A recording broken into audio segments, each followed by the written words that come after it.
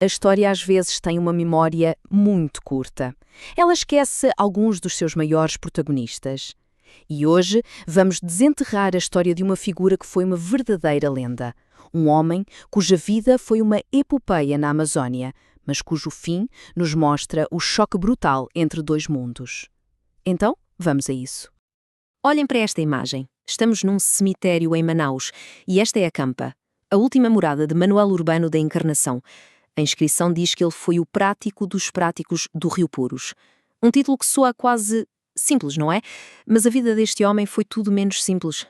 É que, sabem, nas margens lamacentas e nas águas escuras da Amazónia, ele não era só um guia, não mesmo. As pessoas chamavam-lhe o Rei do Puros. E é aqui que o grande mistério começa. Como é que um rei morre assim? Esquecido, na pobreza, longe do seu reino de água? É essa pergunta que nos vai guiar por esta história. Para encontrarmos a resposta, temos de viajar no tempo. Voltar à sua era de grandeza para entender o papel fundamental que ele desempenhou. Ele era, acima de tudo, uma espécie de tradutor do rio. A palavra-chave aqui é prático. Isto não era um cartógrafo que ficava num escritório.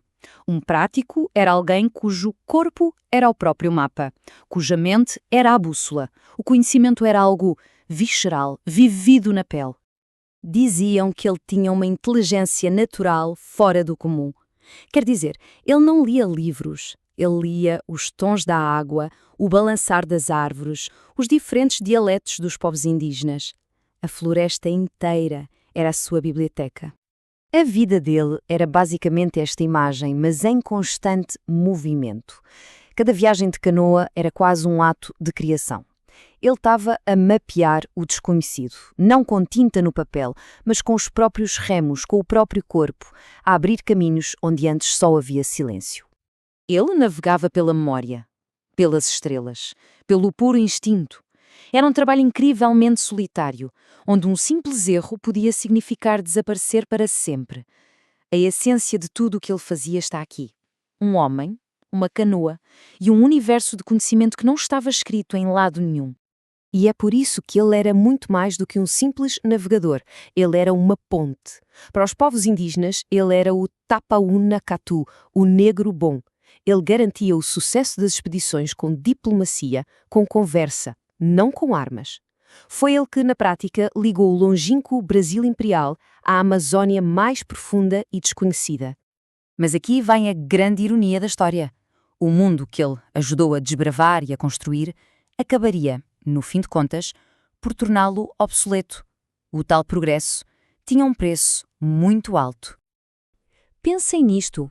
As rotas que ele abriu levaram à fundação de cidades. Cidades que existem até hoje. E foram essas rotas que alimentaram a febre da borracha.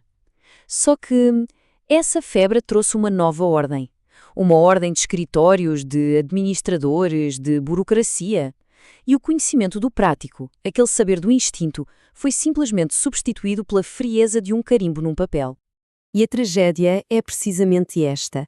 Quanto mais traduzido e acessível ele tornava o rio para o mundo lá fora, menos esse novo mundo valorizava a sua forma de o ler.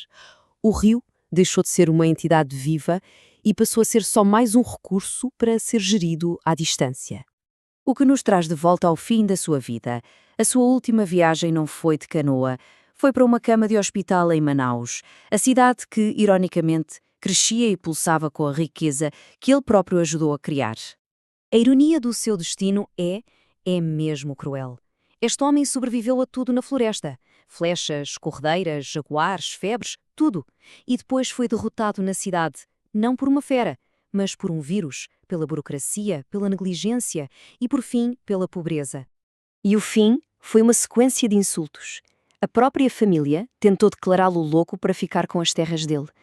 Ele tinha um mapa de um império na cabeça, mas os bolsos estavam vazios. E o Estado? Bem, o Estado, quando finalmente se lembrou dele, já era tarde demais. A pensão do governo chegou apenas 9 dias antes de ele morrer. 9 dias. É um reconhecimento tão tardio que se torna quase uma ofensa. Um gesto inútil para um homem cujo tempo, na verdade, já não era deste mundo. Então, no final de contas, qual é o verdadeiro legado de um homem que foi tão gigante em vida e tão esquecido na morte? A sua sepultura, aquela que vimos no início, é o símbolo perfeito deste esquecimento. Não há estátuas, não há placas de mármore, nada. Apenas uma campa simples para o homem que, na prática, deu um dos seus maiores rios ao Brasil. Mas, se calhar, o verdadeiro monumento dele não é feito de pedra. O seu legado é o próprio rio. Ele não desapareceu. Como uma das fontes diz, de uma forma muito poética, ele simplesmente diluiu-se no rio. Tornou-se parte da paisagem, a própria margem, a própria água, o guia eterno do Purus. E é com isto que ficamos a pensar. A história do Manuel Urbano é sobre mais do que um homem. É sobre uma forma de conhecer o mundo, uma ligação à natureza que foi substituída e depois esquecida. Ele mapeou o rio com o próprio corpo. A pergunta que fica é: o que é que se perde, para todos nós, quando as memórias destes cartógrafos vivos são simplesmente apagadas da história?